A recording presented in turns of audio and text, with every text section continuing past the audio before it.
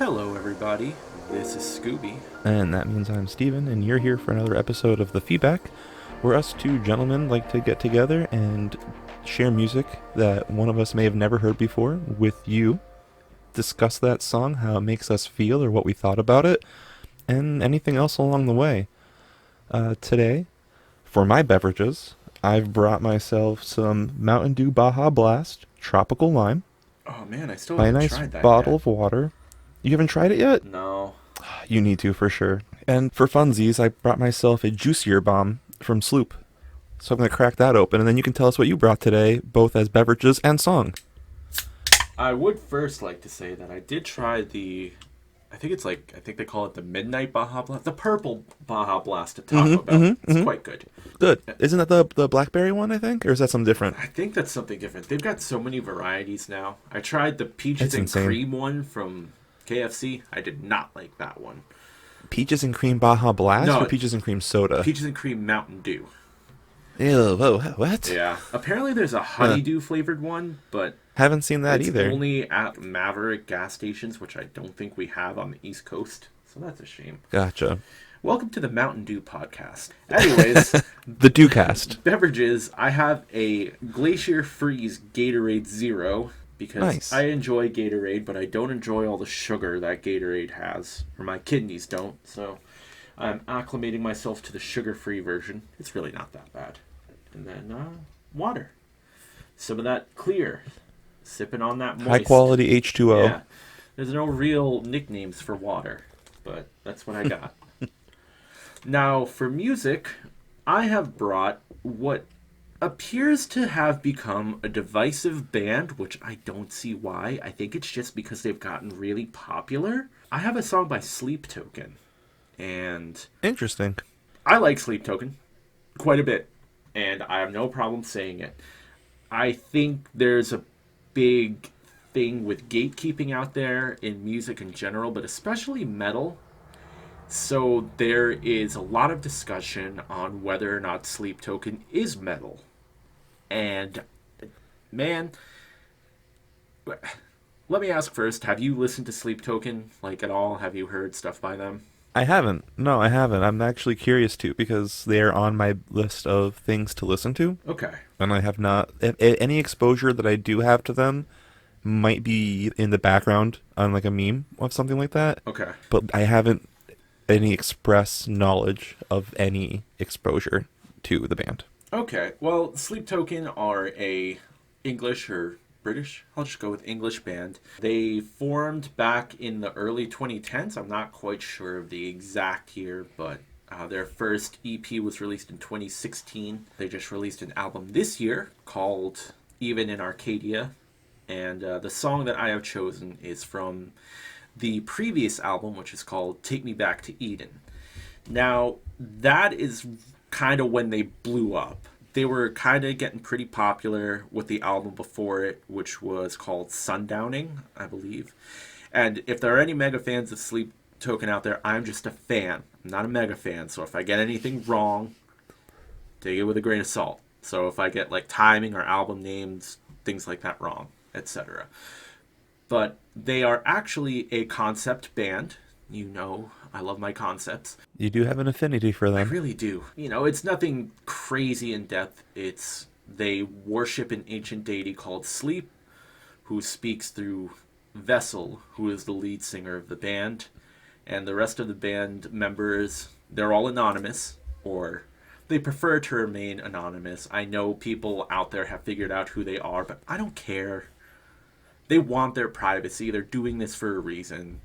So I'm not going to try and find out who they are, because even if I did, I'd be like, I don't know who that guy is. So it doesn't matter. I agree. I think you've brought a few of those to us so far, and we've discussed them in the past. I always thought it was interesting that bands do that for any reason at all. Yeah, you're right. I brought President, obviously. We talked about, yeah, it's pretty obvious the lead singer's Charlie Simpson, but whatever. He's playing a character. That's the whole point. Right. Then there was Starcadian, who preferred to remain anonymous. Mm-hmm. And again, yeah, these guys, they're performing in a concept, and they want their anonymity. That word is very hard for me to say. It's a tough one regardless.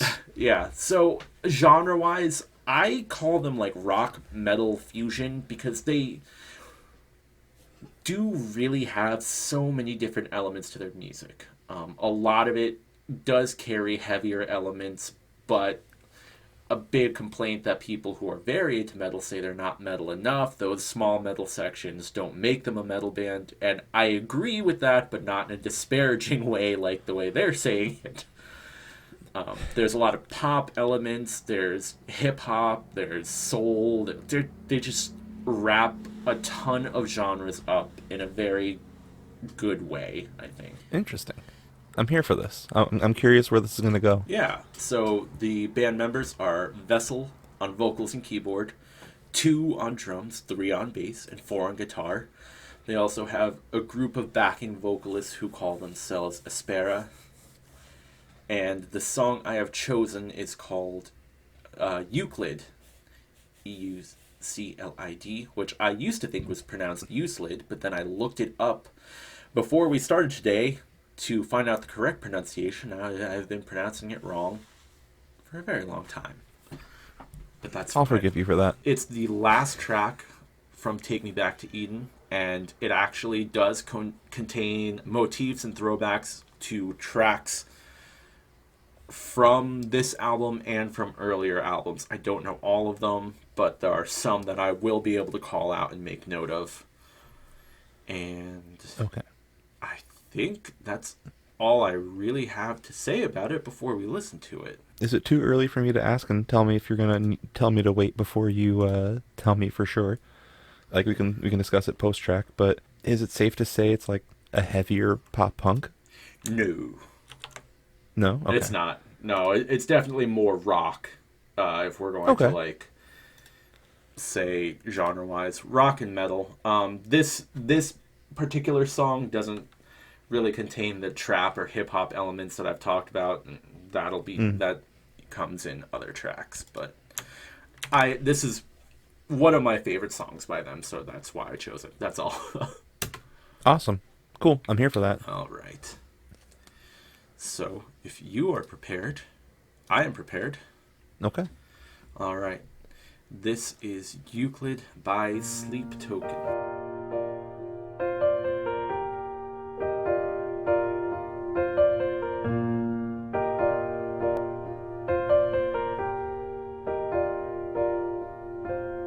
Just run it back, give me 5 whole minutes. I am thick out on the inside, burning. I've got a ghost in the hallway, grinning, and a heavy head that won't stop turning. If my fate is a bad collision, and if my mind is an open highway, give me the twilight two-way vision. Give me one last ride on a sunset skylane. Call me when you get the chance. I can feel the walls around me closing in. Just running forward, alive like wires, as I see the past on an empty ceiling. I play along with the life signs anyway, but oh to God, you don't know this feeling. Yet in reverse, you were all my symmetry. A parallel I would lay my life on. So if your wings won't find you heaven, I will bring it down like an ancient bygone. Call me when you have the time. I just need to leave this part of me behind. Do you remember me?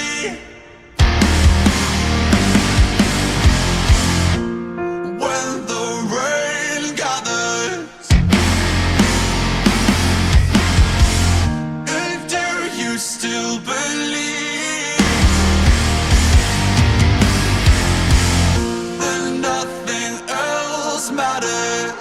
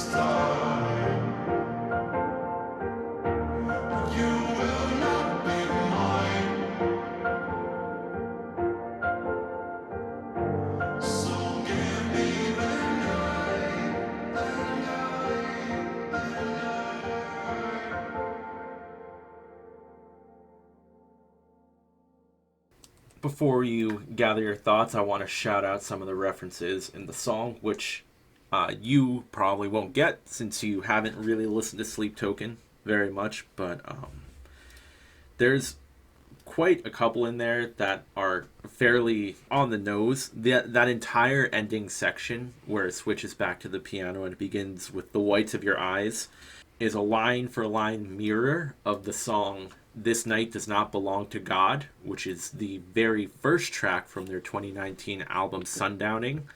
So it almost gives this like a trilogy feeling of the three albums, with the very first song on the album being The Night Does Not Belong to God, and then the very last song on this album calling back to those lyrics word for word. Something that I found really fascinating is the first lyric of the song is "Just run it back, give me 5 whole minutes," which starts at 14 seconds into the song, and the song is 5 minutes and 14 seconds long, so he gets his 5 whole minutes. And then there is "The Bow Has Broken Through," which is a reference to the song "When the Bow Breaks," which is from their very first EP. So there's a couple more, but I just, we've talked about this before with other bands, that it's just really cool that they have that sort of awareness to pull from earlier tracks. And it's like an Easter egg where you're like, ooh, I get that. And it just, I don't know, I find it very fascinating when bands are able to return to things like that. I agree. It makes me happy too because it feels like it's a present for those people that were fans for a very long time. Yes. It's like paying like the homage to the fans, being like, hey, thanks for being there from the beginning. This part's for you. Like, this part exclusively is for you because you will catch it. Yeah. Yeah. It's just like, we know you've been there, and if you've been there, you'll know this is for you. Exactly. One of the questions I had that I almost asked you before we started the song, but then I decided to wait until post-song was, is it like a heavily religious? I got that answer. Yes, it is. But like, is it religious for the deity of sleep? Yes. Or is it supposed to be okay? Yeah, it's not religious, modern major religion. It's the concept of the deity of sleep. Okay, I figured as much because of what we talked about before the everything started, or before the song started, and that the lead singer's name is Vessel, and they're the voice of sleep. That makes sense. I like that. I think that was neat. I thought it was also fun, and I mean, I use the word fun a lot and whatever, but I thought it was fun that I was asking that because the song name was Euclid, right? Is that correct? Yes. Now you got me thinking if I said it right. That is correct. And then their names, not that they're insignificant in the sense of the band, but insignificant in the sense of that it's just Vessel 2, 3, and 4. Pretty much, it's not. Yes. You don't deserve anything other than just you're number 2, you're number 3, and you're number 4 because I needed 4 of you. Okay, great. Yep. So yes, it is religious. Didn't have to ask that. The other question that I had was about the piano and the use of piano. So since this is, as you before mentioned, that this is my only exposure to Sleep Token, do they use the piano? Like, is this their normal sound, piano, and then kind of those heavier riffs, and then back to piano? Is that like a normal cadence for them? I wouldn't say it's normal, but there are a lot of tracks that do utilize the piano. One of my other favorite tracks is actually from this album called Aqua Regia, and it's almost jazzy, and it's very piano forward. And then there are songs like, there's a song called Vor, which is just in your face, breakdowns and screaming vocals, which there are none of those in this track actually, but in a lot of other tracks, they have a lot of screaming vocals as well. That's interesting. That's going to make me want to go listen to other things to kind of hear what their the rest of what they played sound like. So good job on that. Yeah, well, as our new tradition states, I will make a playlist composed of several Sleep Token songs that you can check out, and our listeners can check out. And obviously, if that piques your interest, you can go and do a deeper dive into their library. I like that. Mini dives. Yes. I really liked a lot of parts of this song too, being a first listen. Full disclosure, I did ask you to go back and replay a part for me, I'm going to now assume that it was a motif part. Is that correct? Where it was the no for me, just run it back, give me 5 whole minutes. Like he was kind of calling back to the beginning of his own song. But Yeah, then, I don't know if I would call that a motif since it's self-contained in this song. It's just like repeating a passage, but in the repetition of that passage, they sort of layer the vocals. So, it's the repetition of the part that begins with, for me, it's still the autumn leaves, which is sort of like the bridge of the song. And then they take that first verse and layer it underneath the bridge. right. It's like an interesting, like, chorus almost. Yes. Or a reprieve of the song. I don't know. I really liked it. A reprise. I asked you to a reprise. Yes, I asked you to actually replay that section for me because I got lost trying to find where we were at one point and didn't even take the time to enjoy it. And then I also didn't get to enjoy the very end where you were mentioning all the callbacks, which were really cool, but lost on me for what it was. But really cool to hear it. But yeah, I really enjoyed that overlay of the lyrics where it kind of was playing over itself back and back like a reprise, as you said, of the whole song, and it was like a nice little, like a return, like a synopsis, right? Yeah. A quick, just, hey, I like that. I've never seen something like that before in music, so to see it like this, it was neat. I enjoyed it. Yeah. I was going to jump into like a weird concept tangent, so if you have something more pertaining to the song, I think you should go first. Okay, I was going to say the ending again, the motifs, where it was kind of going over, as you mentioned, the different parts of the albums. Was that right? Or in the songs, correct? Yeah. I mean, the very end was really just a reference to the one track, "The Night Does Not Belong to God," from Gotcha. 2019. The rest of them were kind of like sprinkled throughout the rest of the track, like parsley. I like that analogy. That was clean. One of the things that I wrote down about the whole song that I want to talk about, I said the ending felt like a sign-off, like an appreciation for that chapter or message. So I thought it was neat, like, learning about it after, but still kind of having that kind of feeling towards it. Because I was kind of looking for things to kind of hear where it was, and like that part seemed a little different than the rest of the song. Yeah. But not like bad. Like it still belonged. It was still a part of the song, but like lyrically, it didn't seem like it was the same. Right. I don't remember what episode it would have been, but there was a past episode where I talked about, like, I kind of got into music theory a little bit and talking about how certain songs make you feel certain ways, and it all kind of depends on the key that the song is written in.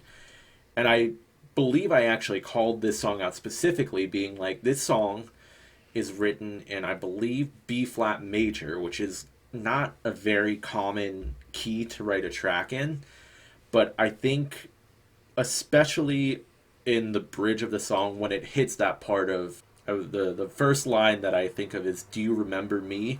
And right after that line, the guitars kick in, like, just for a little bit, and it does this alternating between vocals and guitars, and then switches back to the piano, and you can feel it building up to where the guitars are going to come in again.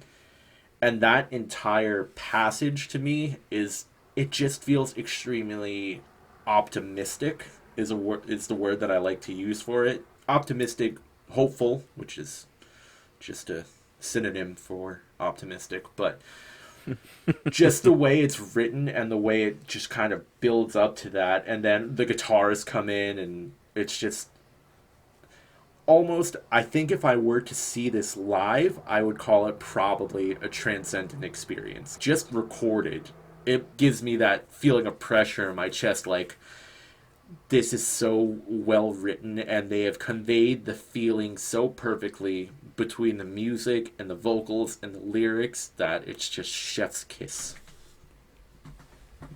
Yeah, and I would have to agree. I mean, I never heard this song before, and it felt...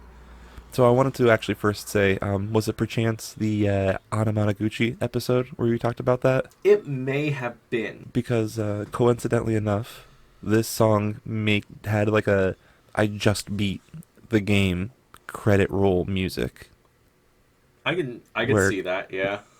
where it's kind of like showing past battles or like the end battles, like an Iron Man-esque ending with like this song playing in the background. Yeah. Or not Iron Man, the guy with the arm The the arm cannon. God Hand? That changes when you beat the boss. Mega Man? Mega Man, yes. Weird that I went for God Hand first. That's a deep cut. Weird. Anyways. Yeah, no, the video game that you where you fight the guys, and when you defeat the bad guys, you get their power for your arm. Yes, the 8 Robot Masters. It's Mega Man. Yes, that was a great video game. But that this song gave me like end roll credits rolling past. You saved whoever. You did this. You killed them. You killed them. You killed them. You defeated this guy. Yeah.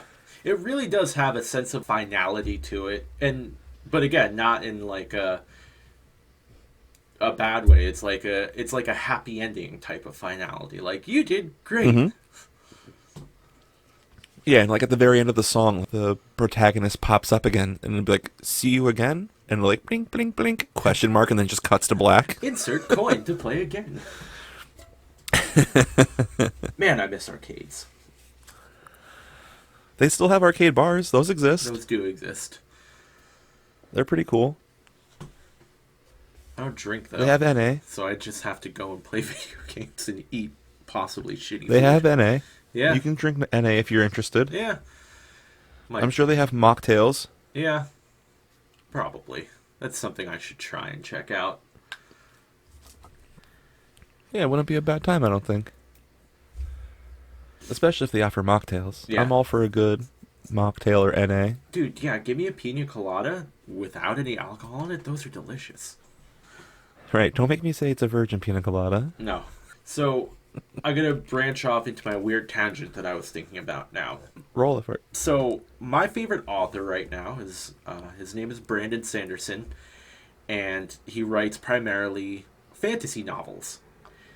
But the thing about almost all of his work, there are some outliers that are standalone series or novels, but all of his works are all connected in a big universe that he calls the Cosmere.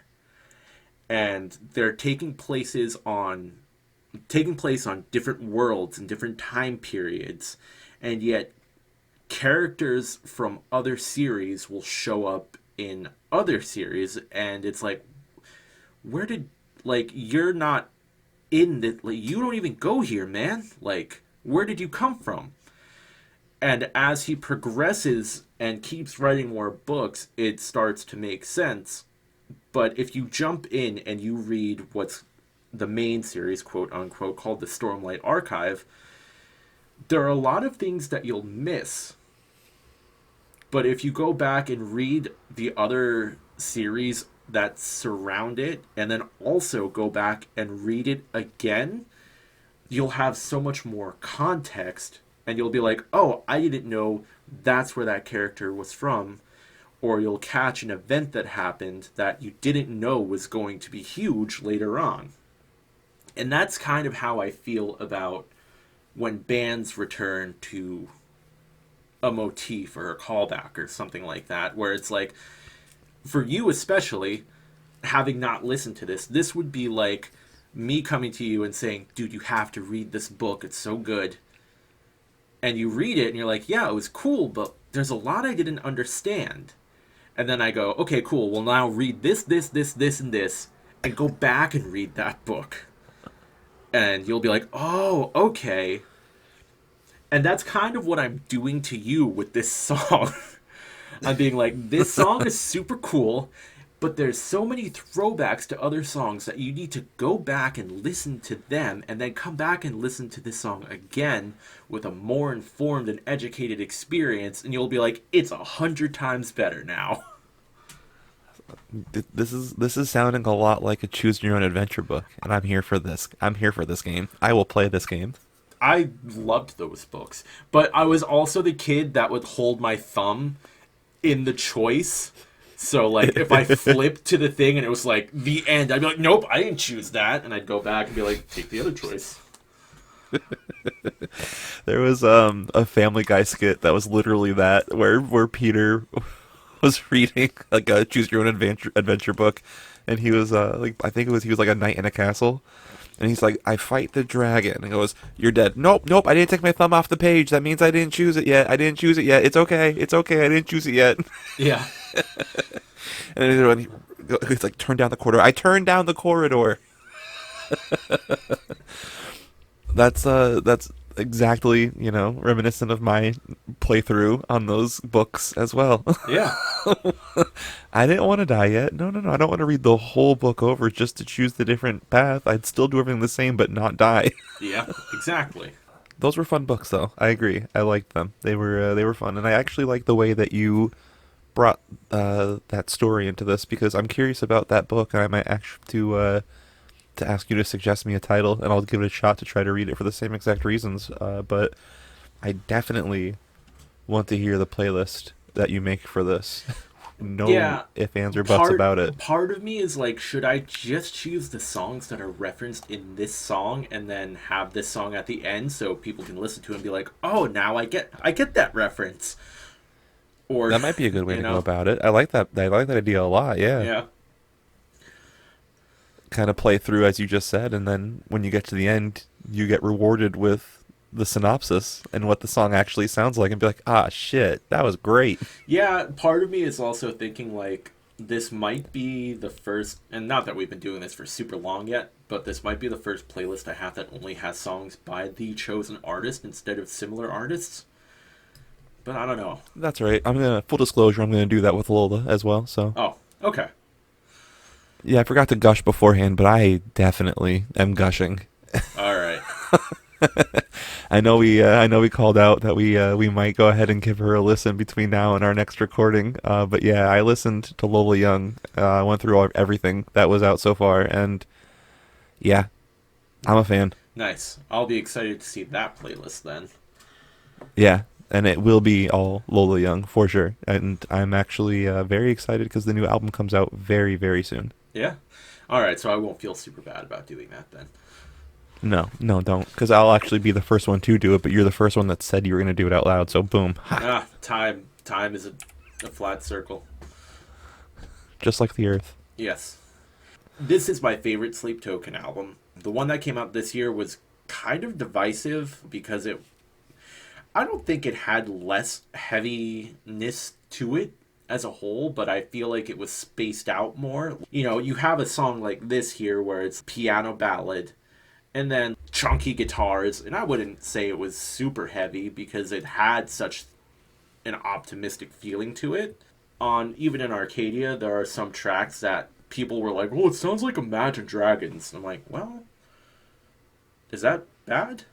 Like, they're popular and they write catchy music. Right. If you like it, it's not bad. If you don't like it, then yeah, I guess so. And then also, a quick callback too, that's a part of that gatekeeping that we were talking about earlier. It's more like people are gatekeeping what they'll allow in the metal envelope, so to speak, right? Yeah, definitely.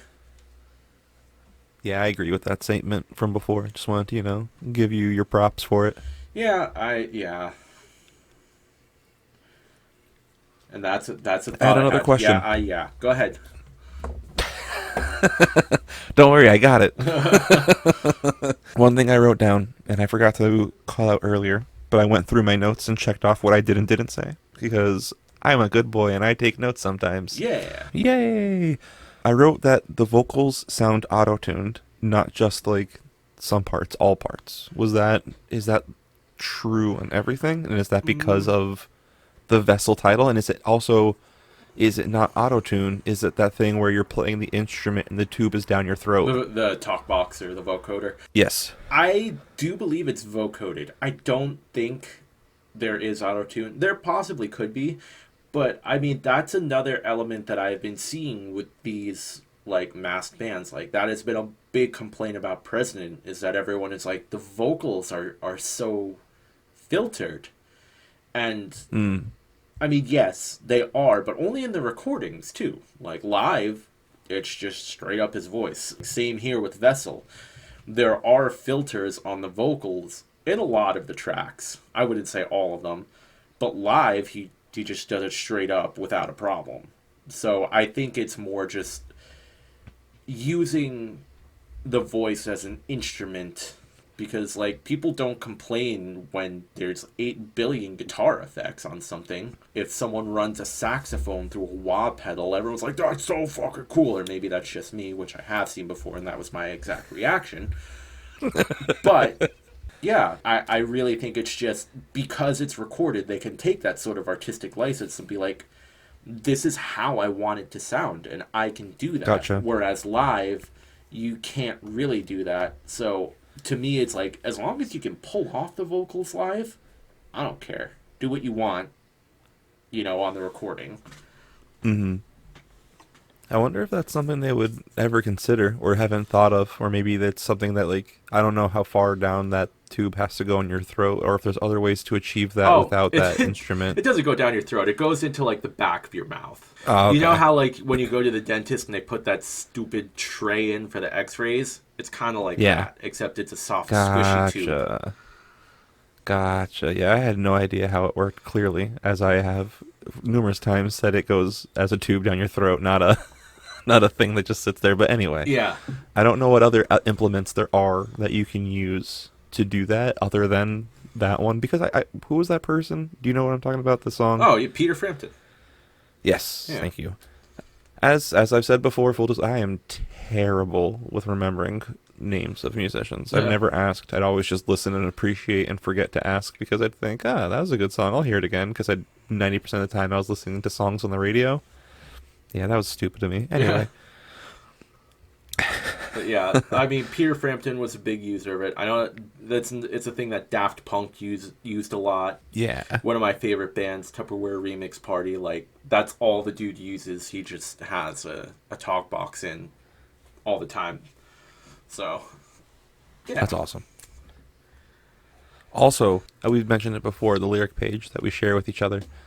At the bottom, the writers were named as Roman numeral too. So that's also, as we talked earlier about how it's just 2, 3, 4. Yes. But Roman numeral 2, 3, 4. That's interesting. Yes. I like that. Yeah, I didn't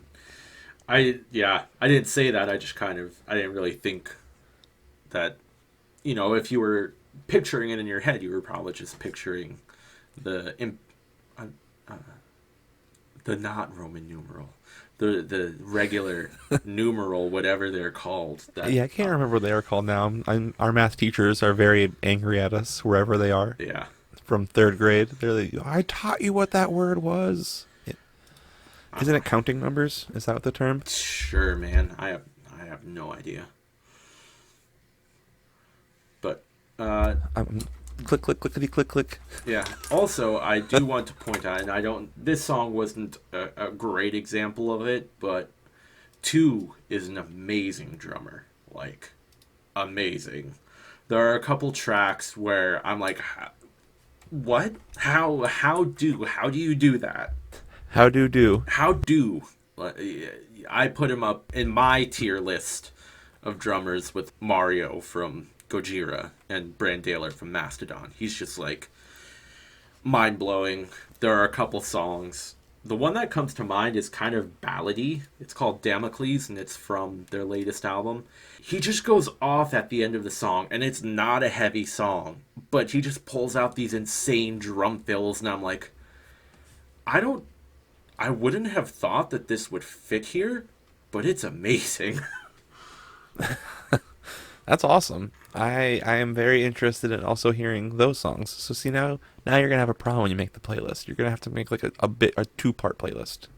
A Euclid playlist that contains the songs that have all the references, and a non-Euclid playlist that the mind cannot comprehend because our physical, fragile 3D minds can't comprehend it. Exactly. Yes. There you go. Sorry, I just gave you homework. 2 playlists for the price of 1. And I got to even work in an H.P. Lovecraft joke. The layers, man. It's like an onion in here. Yeah, or a parfait. I'm not crying, you're crying. Oh, parfaits are way more delicious. Yeah. Debatable. Man, okay, we're getting close to the end of the episode now. You can tell because my mind just went to, there's gotta be savory parfaits out there, right? Like if you Yeah, made I would say so. like if you made layered like mashed potatoes and then meatloaf and gravy, but put it in a parfait cup. Is that You know still what a that's called? parfait? What? The KFC bowl. Oh shit, you're right. No, see, no, man, I have strong and weird food opinions. There's a podcast I listen to called "A Hot Dog Is a Sandwich." Shout out to Mythical Kitchen, where they just go on and that's what they debate is weird food questions like is a Kit Kat a lasagna, are wingless, are boneless bites considered wings? No, they're not. But No, they're not. They're bites. but it's all that sort of thing, and now I already forget.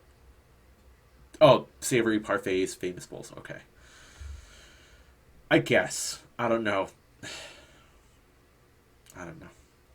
I mean, you can get the KFC bowl and then also get a side of mac and cheese and dump it on top.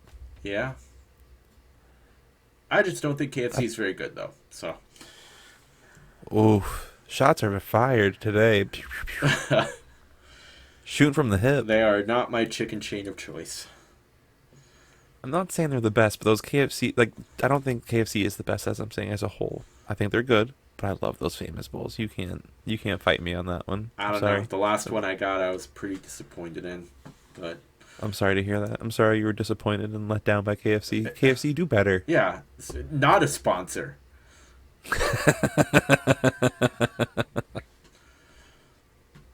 All right. Well, now that we're talking about KFC, I think it's time to wrap this one up. Yeah, I think we've about done it here. If you like what we are doing here, though, you should listen to me and help us out with our social media.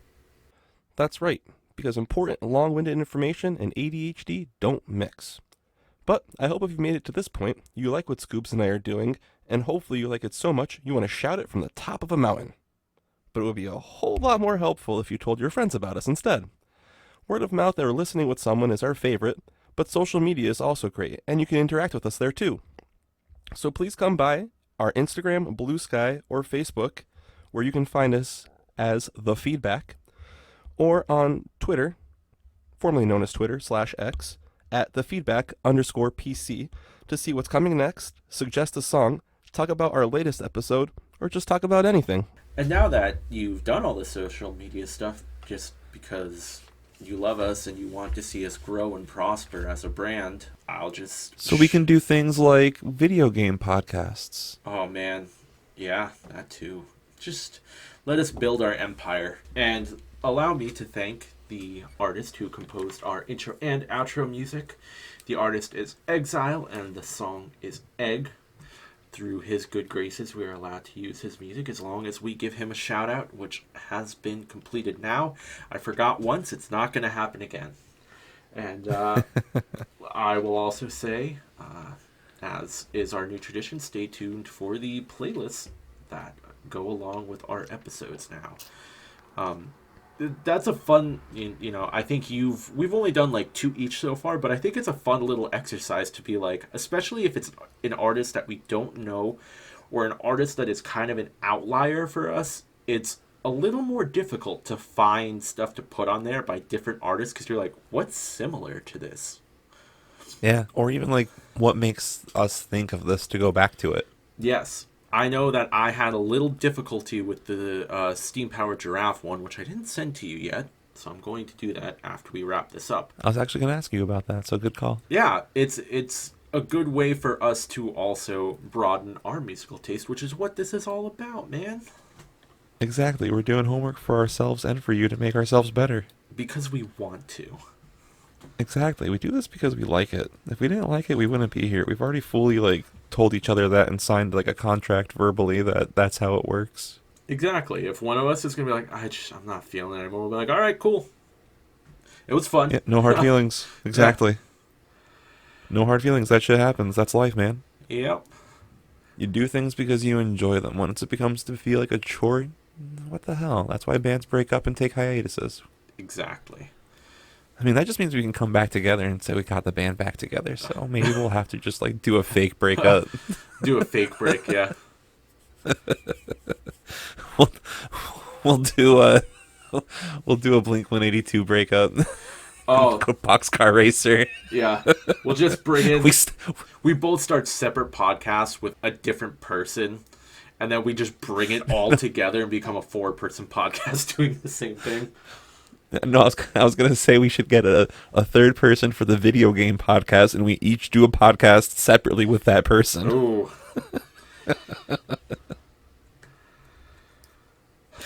That's my play on it. All right. Let's we're gonna call it here. Hey, thanks for listening, everyone. And yeah, come back next week to see whatever we dig up next. Goodbye.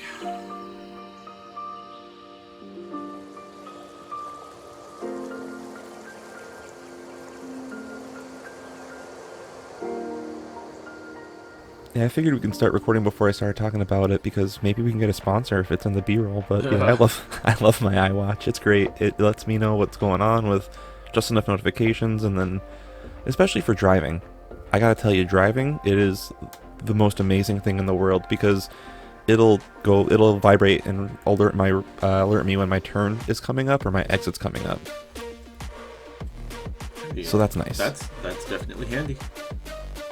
Because you don't want to be holding your phone or looking at your phone or being distracted by it. And I mean, I know a lot of cars have like those built-in displays that'll just take over your entire phone and all you'll see is the map. Yeah. But like, even still, like, because if you're not paying attention to the map and nobody else is because you're on a long drive and your exit's coming up, you don't want to miss that exit and delay your long drive. Right? Yeah. Like, that would suck. Can we listen to that last part again real quick where they had like the chanting and then the singing going on at the same time? Yeah. I got lost for a quick second and then was trying to catch back up again with the lyrics, and then I found myself trying to read along instead of reading, or listening rather. Yeah. You got it. Let's see, it might be around here. Because that got interesting, so. Nailed it! That was amazing. Oh, no. Even further. Even further? The section right before this one. The no for me, just run it back, give me 5 whole minutes. I am thick tar. Okay.